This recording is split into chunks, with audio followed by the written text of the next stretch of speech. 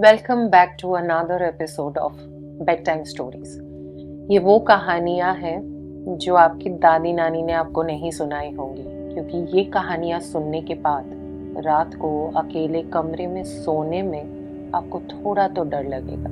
काला जादू एक ऐसा शब्द जिसको सुनते ही किसी का भी दिल दहल जाए, और दहले भी क्यों ना, क्योंकि तंत्र का ये वो माध्यम है जिसके जरिए आप किसी के भी जीवन में बड़े से बड़ा बवंडर खड़ा कर सकते हो।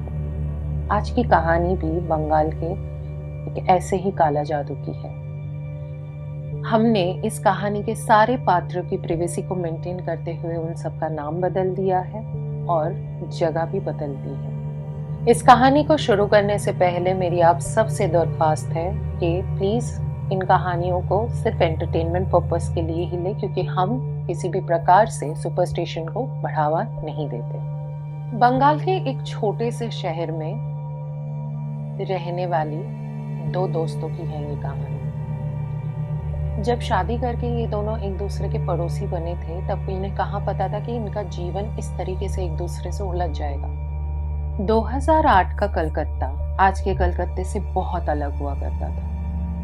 जब सोशल मीडिया सबकी उंगलियों तक नहीं पहुंची थी, तब मोहल्ले में नेबर्स अपने घरों में ही एक दूसरे के साथ वक्त बिता लेते थे।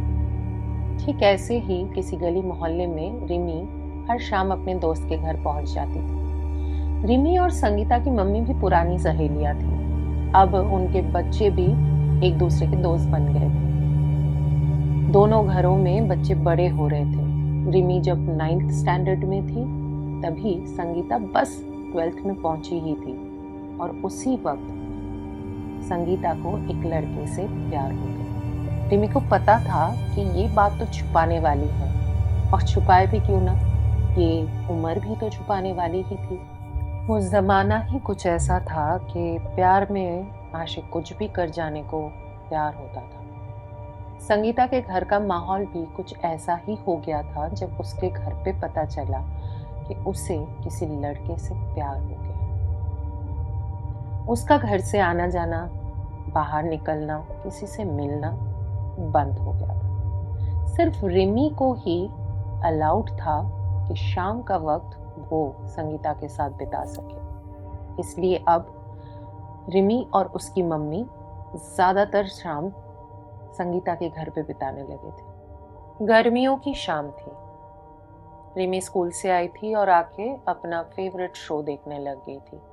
इतने में उसकी मम्मी ने आवाज दिया, रिमी चलो संगीता के घर जाना है, चाय वहीं पियेंगे। आजकल उनकी शामें कुछ ऐसी ही हो गई थी। जब से संगीता के बारे में उनके घर वालों को पता चला, उन्होंने उसका कहीं आना जाना बंद कर दिया था, और उसकी मम्मी ने भी थोड़ा सा परहेज करना शुरू कर दिया था कहीं पे जाने के लिए। शर्म, आप लोगों को तो समझ में आता ही होगा उस जमाने में लोगों का माइंडसेट कैसा होता होगा। 17-18 साल की लड़की किसी से प्यार हो गया है, नॉट येट एक्सेप्टेबल। खैर, कहानी को आगे बढ़ाते हैं और आपको बताते हैं कि इसके बाद क्या हुआ। रिमी अभी भी टीवी देख रही थी। उसने अपनी मम्मी से कहा, आप चलो मैं आती हूँ। इतने में उसके आंगन में उसको कुछ शोर सुनाई दिया। वो भाग के बाहर गई तो उसने देखा कि संगीता के घर में रहने वाली लेडी, जो उनके यहाँ रेंट पे रहती है, वो बाहर खड़े होके बहुत तेज आवाज में चिल्ला रही थी कि रिमी जल्दी चलो, देखो संगीता को क्या हुआ। रिमी घबरा गई थी। संगीता के घर का माहौल बिल्कुल भी ठीक नहीं था। उसका दिमाग एकदम से ही कुछ बहुत खराब की तरफ इशारा करने लगा। उसे लगा कि कहीं संगीता ने कुछ गलत कदम तो नहीं उठा लिया। वो भाग के अपने आंगन से निकली और अपने बगल वाले घर में घुस गई। उनके बगल वाले घर में ही तो रहते थे संगीता। सीढ़ियों से दौड़कर रिमी जब संगीता के घर में दाखिल हुई तो जो नजारा उसने देखा, उसने उसके दिल को दहला दिया। संगीता जमीन पे पड़ी हुई थी और छटपटा रही थी। क्यों, किसी को नहीं पता। और दोनों की मम्मी, यानी कि रिमी और संगीता की मम्मी, हक्के बक्के थे। उन्हें समझ ही नहीं आ रहा था कि एकदम अचानक से संगीता को ऐसा क्या हो गया कि वो जमीन पे ऐसे गिर गई और एकदम से छटपटाने लगी। रिमी ने उनको उनके ट्रांस से निकाला और चिल्लाकर बोली, चलो चलो जल्दी से उठा और बेड पे रखो। संगीता की मम्मी ने उसको एक हिस्से से पकड़ा और रिमी और उसकी मम्मी ने उसे दूसरे हिस्से से, और उन्होंने जैसे तैसे संगीता को बेड पे लेटा दिया। वो अभी भी कांप रही थी। आप लोगों को पता होगा, जब किसी को मिर्गी का दौरा पड़ता है तब उसका शरीर एकदम से बेकाबू होकर कांपने लग जाता है। ये नजारा भी कुछ ऐसा ही था। लेकिन संगीता को कभी भी मिर्गी की बीमारी नहीं थी। फिर अचानक ऐसा होना काफी शॉकिंग था। रिमी ने एकदम से संगीता की मम्मी के हाथ से उनका फोन छीना और कोई नंबर डायल करने लगी। उसने नंबर डायल किया। ये कॉल उसने किसी खास को किया था। ये वही इंसान है जिसकी वजह से ही संगीता का कहीं आना जाना बंद, उसका बॉयफ्रेंड। रिमी ने उसे फोन किया और बताया कि वो जल्दी से संगीता के घर आ जाए क्योंकि यहाँ एक मेडिकल इमरजेंसी हो गई है और उसे अभी के अभी हॉस्पिटल लेके जाना पड़ेगा। इस कॉल के खत्म होते ही तुरंत वो लड़का संगीता के घर आते हैं और वो लोग एम्बुलेंस में डालकर संगीता को हॉस्पिटल ले जाते हैं। कई बार ये कई कहानियां हम लोगों को बड़ी आसान लगती हैं, पर क्या वो सच में उतनी आसान होती है? क्या आपके साथ भी कभी ऐसा हुआ है जहाँ पे बिना किसी कारण ही एकदम से आपको लगा कि ये मेरे साथ क्या हुआ? क्या आपके साथ भी कभी ऐसा हुआ है जब बिना किसी प्रीवियस मेडिकल हिस्ट्री के आपके साथ कुछ ऐसा हो गया हो कि आप एकदम ही दंग रह जाए कि ये कैसे हो गया?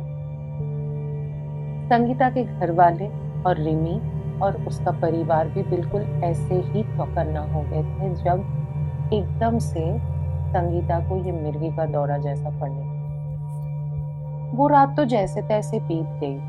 कुछ दिनों तक वो हॉस्पिटल में भी रही और बार बार उसे ऐसे दौरे आने लगे। डॉक्टर्स ने हर तरीके के टेस्ट रन किए, लेकिन जवाब she didn't have any medical condition. काफी दिनों तक हॉस्पिटल में थी संगीता। हर तरीके के टेस्ट उस पर रन किए गए, लेकिन डॉक्टर्स भी काफी हद तक शॉक थे। किसी भी मेडिकल एग्जामिनेशन में किसी भी प्रकार की ऐसी बीमारी का कोई संकेत नहीं था जिसके चलते बार बार संगीता के ये दौरे आना एक्सप्लेन हो सके। कुछ दिनों बाद जब संगीता थोड़ा सा बेटर फील कर रही थी तो उसे घर लाया। ये किस्सा यहाँ खत्म होने वाला किस्सा नहीं था, क्योंकि ये किस्सा जो कि बहुत नेचुरल लग रहा था या किसी भी प्रकार का कोई मेडिकल कंडीशन लग रहा था, वो कुछ और ही। अब उसको ऐसे शीजर्स आना बहुत कॉमन हो गया। कभी बाहर जाती, कभी किसी के घर जाती, कभी पड़ोसियों के घर, तो कभी कहीं भी, कभी सड़क पे चलते हुए भी उसको ये दौरे पड़ने शुरू हो गए थे। और हर वक्त उसकी फैमिली एक डर में जीती कि पता नहीं आज कब वो फिर से कांपने लगी। काफी वक्त तक चलता रहा ये सिलसिला और न्यूरोलॉजिकली भी उसको कई बार टेस्ट करवाया गया just to identify if it is at all neurological condition, but no, ऐसा कुछ भी नहीं था जो इस तरफ इशारा करे कि उसको एपिलेप्सी हो। फिर इस तरीके के सीजर्स आना कैसे पॉसिबल था? एक पॉइंट पे आके उसकी डॉक्टर ने ये सजेस्ट किया, क्योंकि अभी तक फिजिकली कोई भी ऐसा बीमारी, कोई भी ऐसी बीमारी उसको पॉइंट आउट नहीं कर पा रहे हैं हम, तो क्यों ना एक बार साइकोलॉजिस्ट का दरवाजा खटखटाया। कई बार हमारे साथ ऐसा होता है कि अगर हम मेंटली बहुत ज्यादा प्रेशर में होते हैं तो हमारी बॉडी डिफरेंट तरीके से रिएक्ट करती है। डॉक्टर्स इसको एंजाइटी डिसऑर्डर्स बोलते हैं, बाइपोलर डिसऑर्डर्स बोलते हैं, या physical manifestation of mental stress भी कहते हैं। तो संगीता के डॉक्टर को भी कुछ ऐसा ही लगा कि हो सकता है कि संगीता, क्योंकि उसके घर वाले उसके बॉयफ्रेंड को एक्सेप्ट करने को तैयार नहीं, तो शायद कुछ बहुत ही ज्यादा मानसिक तनाव से गुजर रही हो, इसके चलते उसके साथ बार बार ये किस्से हो रहे हैं, जिसकी वजह से उसको ये सीजर्स आ रहे हैं। 3 महीनों तक उसकी साइकोलॉजिकल काउंसलिंग, नतीजा सेम। संगीता को किसी भी तरीके का मानसिक तनाव नहीं। इनफैक्ट डॉक्टर्स की माने तो she was a very sorted child. उसको किसी भी तरीके की मानसिक बीमारी नहीं थी जो ये एक्सप्लेन कर पाए कि उसको एकदम से ऐसे मिर्गी के दौरे क्यों हुए। जब मेडिकली सारे दरवाजे बंद हो गए थे, तब उनके पास एक ही रास्ता, भगवान।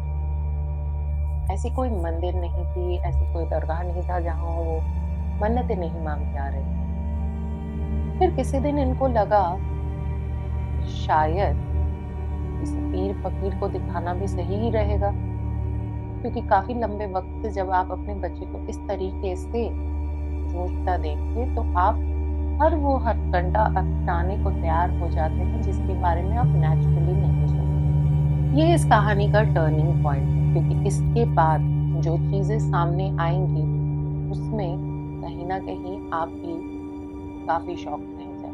क्या कभी आपके लाइफ में भी ऐसा कोई खुलासा हुआ है जिसके होने के बाद आपका जीवन को देखने का रवैया बहुत बदल गया हो और आपको लगे कि ये भी हो सकता है?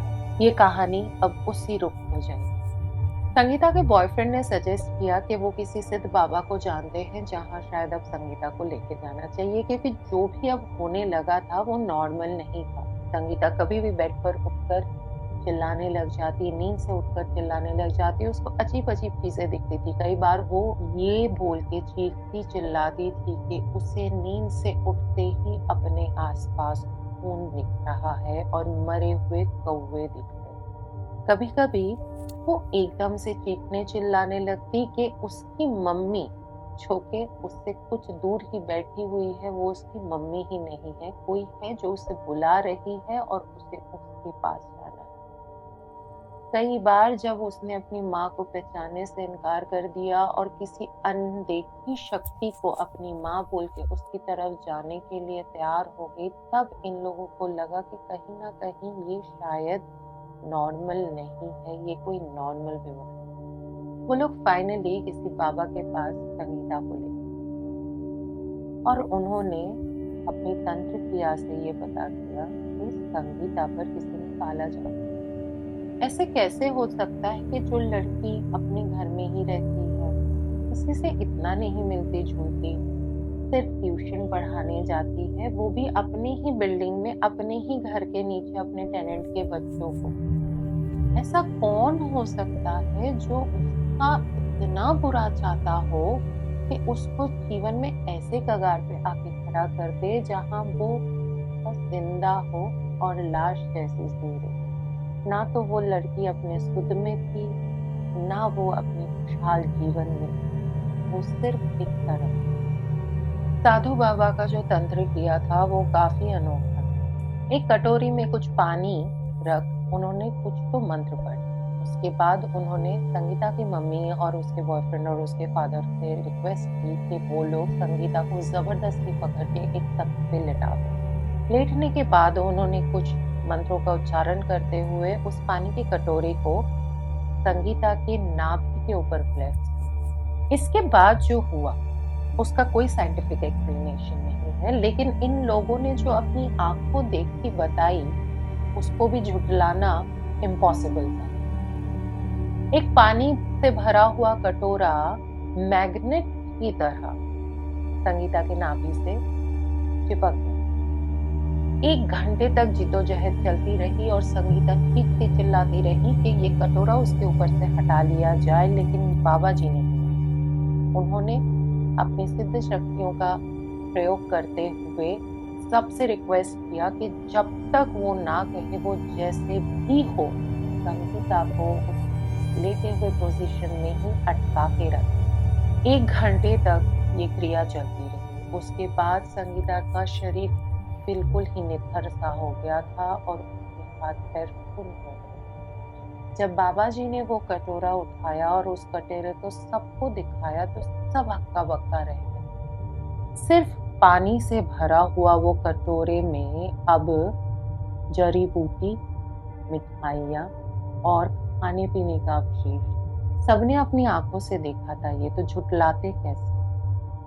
बाबा जी ने उनको बताया कि इन्हीं वस्तुओं के साथ काला जादू का प्रयोग संगीता पे किया गया। किसी ने संगीता को मिठाइयाँ खाने के द्वारा ही ये जड़ी बूटियां दी है, जिसके चलते वो अपने वश में नहीं थी, उसका शरीर उसके वश में नहीं था, और अगर ये और चलता तो शायद संगीता की जान भी जा सकती। अब एक सवाल बहुत ज्यादा सबको सताने लगा, कौन हो सकता है ऐसा जो किसी का इतना बुरा चाह सके कि उसकी जान लेने को भी तैयार हो जाए। संगीता की मम्मी बहुत ज्यादा अंदर से टूट गई। रिमी की मम्मी को भी बहुत अच्छे से इन सब बातों का पता था, पर कहीं ना कहीं इन्होंने रिमी को हर बार इन सारे चीजों से दूर रखा। लेकिन रिमी को लग तो रहा था कि समथिंग इज नॉट राइट। वो क्यूरियस बहुत ज्यादा थी कि ऐसा क्या हो रहा है कि वही रिमी और संगीता जो इनसेपरेबल थे, आजकल उसकी मम्मी उन्हें उसके घर जाने ही नहीं। फिर एक शाम जब संगीता और उसकी मम्मी रिमी लोगों के घर आए, तब खुलासा हुआ सनसनीखेज राज। ये वही राज है जिसके खुलने से कहीं ना कहीं बहुत सारे रिश्ते बदलने वाले थे, और अब आप लोगों को भी फील होगा कि जो लोग आपके सबसे करीब होते हैं, शायद वो आपके लिए सबसे ज्यादा हानिकारक। आप सबको याद होगा कहानी की शुरुआत में जब रिमी को एक लेडी बुलाने आई। हर कहानी में 3 चीजें सबसे ज्यादा महत्वपूर्ण होती, क्यों, क्या, कैसे। इस कहानी के कैसे और क्या का खुलासा हो चुका था, लेकिन क्यों सबको सता रहा।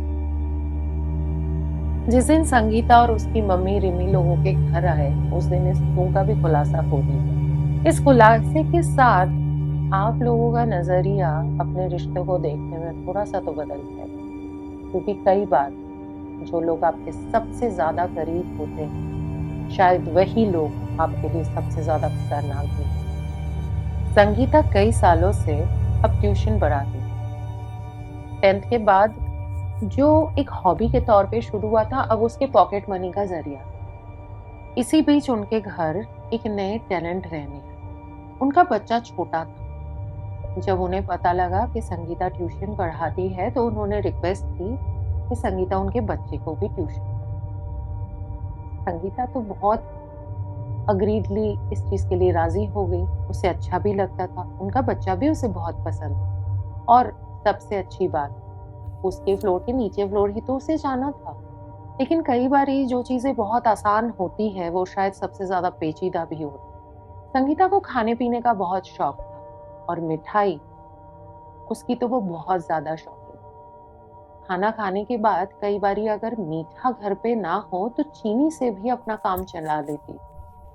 सबको ये चीज पता थी, उसके करीबी लोगों। जब वो रिमी लोगों के घर भी आती थी, तब भी उसे खाने से ज्यादा मिठाई पे इंटरेस्ट होता था, और एग्जैक्टली इसी चीज का फायदा उठाया गया। 2-2.5 साल से रिमी के नए टेनेंट्स उनके घर में रहते थे, एक बच्चा, वाइफ और उनके हस्बैंड। संगीता की ये टेनेंट थोड़े ही वक्त में संगीता लोगों की फैमिली से बहुत ज्यादा करीब हो गए। उनका एक दूसरे के घर आना जाना भी बढ़ गया था, और इसी बीच इस टेनेंट का भाई उनके घर रहने आया। उन्होंने जब देखा खूबसूरत लड़की, इकलौती मालकिन पूरे घर की, तो उनके दिमाग में एक ख्याल आया, कितना अच्छा होगा ना अगर संगीता की शादी मेरे भाई से हो जाए।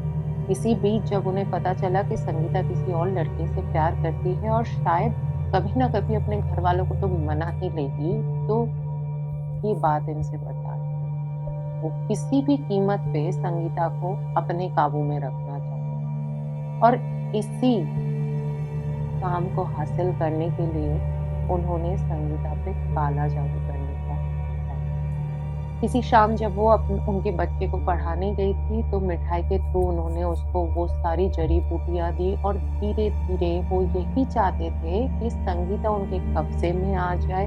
संगीता जो वो ये लोग बोले उसी बात को मानने लगे और उसकी शारीरिक हालत इतनी खराब कर दी जाए कि वो कहीं और किसी और से शादी करने लायक ना। सही टाइम पे जब संगीता के बॉयफ्रेंड ने इंटरवीन किया और वो लोग उसे उस तांत्रिक बाबा के पास ले गए, तभी जाके उसकी जान बच पाई। आप लोगों को पता है, जिस काला जादू को इतना ग्लैमराइज किया जाता है और ऐसे दिखाया जाता है कि ये आपके किसी भी इच्छा को ऐसे पूरी कर सकती है, इट्स लाइक अ वुमन। जब किसी पे काला जादू किया जाए और वो काला जादू फेल हो जाए तो वही काला जादू का असर जैसे हो तैसे हो करने वाले को चुकाना ही पड़ता। जब सबको इन बातों का पता चला और फाइनली इस लेडी को भी अब अपना राज खोलना ही पड़ा, तब उन्होंने आके संगीता की माँ के पैर, क्योंकि जो काला जादू करने का उन्होंने रास्ता अपनाया था वो इन पे भी बड़ा महंगा। जब संगीता फाइनली इस काले जादू के चक्कर से निकल गई थी, तब वो लेडी 3 मंथ की प्रेग्नेंट और उसी वक्त काला जादू के रिवर्स इफेक्ट से उनका मिसकैरेज। माफी मांगने के बाद वो लोग उस घर से चले गए और आज संगीता बहुत सालों बाद अपने खुशहाल जीवन में अपने दोनों बच्चों के साथ, अपने पति के साथ, अपने बॉयफ्रेंड के साथ, उसके प्यार के चलते उसके साथ इतना कुछ हुआ, खुशहाल जीवन। ये कहानी हम सबके लिए एक सीख जैसी है। कभी कभी जीवन में कुछ पाने के चक्कर में हम शायद उन भी रास्तों से गुजर जाने को तैयार हो जाते हैं जहां हमें नहीं जाना चाहिए। अगर आपकी भी लाइफ में कुछ ऐसी घटनाएं घटी हैं जहां आपने कुछ चीज को पाने के लिए अपने सारे हदें पार कर दी, तो हमें जरूर बताइए और बने रहिए अगले स्टोरीज के लिए। बेड टाइम स्टोरीज ये वो कहानियां हैं जो दिल को दहला दे।